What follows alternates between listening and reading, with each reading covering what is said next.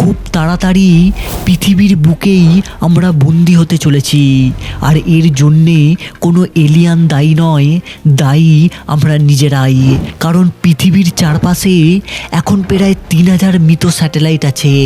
এবং সবচেয়ে অবাক ব্যাপার, এই মৃত স্যাটেলাইট থেকে বের হওয়া 100 মিলিয়নেরও বেশি ছোট বড় ধ্বংসাবশেষ বুলেটের থেকে 10 গুণ বেশি গতিতে পৃথিবীর চারপাশে ঘুরছে। বিজ্ঞানের ভাষায় একে বলা হয় স্পেস ডার্বিস। এবং ভয়ঙ্কর ব্যাপার, নাসার বিজ্ঞানী ডোনাল্ড কেসলারের মতে যদি এই আবর্জনা একে অপরের সাথে ধাক্কা খেতে শুরু করে তবে শুরু হবে এক বিশাল চেন রিয়াকশান, বিজ্ঞানের ভাষায় যাকে বলা হয় কেসলার সিন্ড্রোম।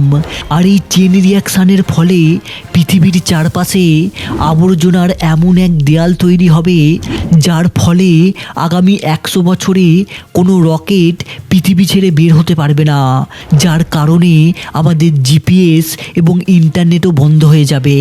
মানে আমরা নিজেরাই নিজেদের অজান্তে বিপদ ডেকে আনছি। এ ব্যাপারে তোমাদের কি মনে হয় সেটা তোমরা কমেন্টে জানাতে পারো।